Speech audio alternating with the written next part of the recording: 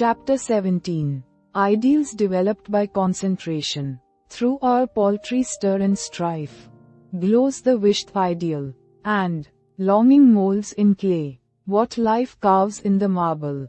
Real, Lowell. We often hear people spoken of as idealists. The fact is we are all idealists to a certain extent. And upon the ideals we picture depends our ultimate success. You must have the mental image if you are to produce the material thing. Everything is first created in the mind. When you control your thoughts, you become a creator. You receive divine ideas and shape them to your individual needs. All things of this world are to you just what you think they are. Your happiness and success depend upon your ideals. You are responsible for every condition you go through, either consciously or unconsciously. The next step you take determines the succeeding step. Remember this. It is a valuable lesson. By concentrating on each step as you go along, you can save a lot of waste steps and will be able to choose a straight path instead of a roundabout road. Concentrate upon your ideals and they will become material actualities. Through concentration we work out our ideals in physical life. Your future depends upon the ideals you are forming now. Your past ideals are determining your present. Therefore, if you want a bright future, you must begin to prepare for it today. If persons could only realize that they can only injure themselves, that when they are apparently injuring others they are really injuring themselves, what a different world this would be. We say a man is as changeable as the weather. What is meant is, his ideals change. Every time you change your ideal you think differently. You become like a rudderless boat on an ocean.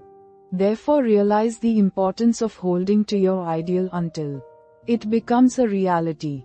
You get up in the morning determined that nothing will make you lose your temper. This is your ideal of a person of real strength and poise. Something takes place that upsets you completely and you lose your temper.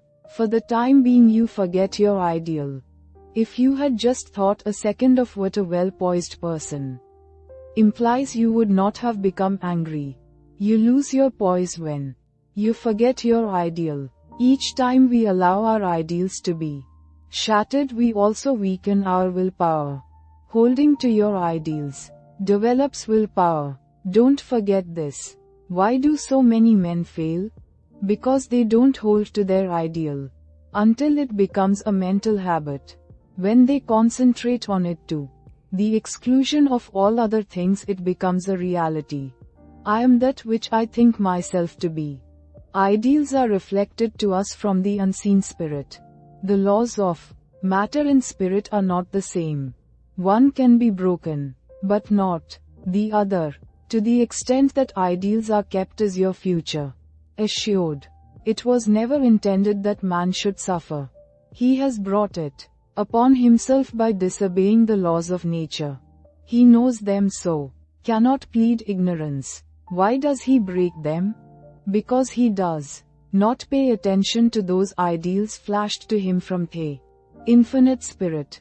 Life is but one continuous unfoldment, and you can be happy every step of the way or miserable, as you please.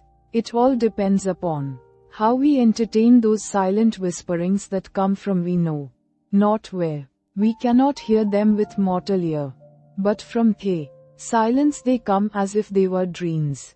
Not to you or me alone, but to everyone.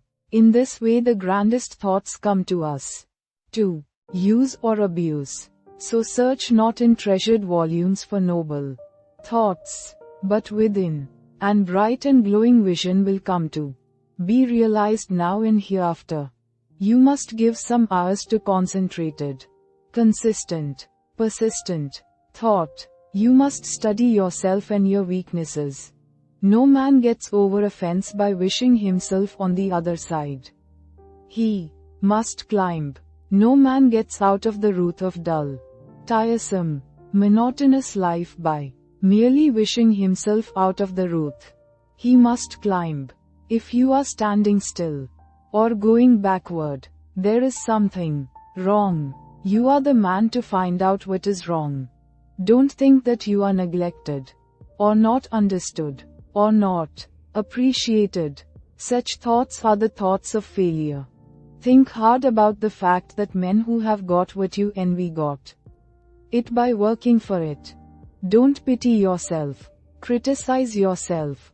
You know that the only thing in the world that you have got to count upon is yourself.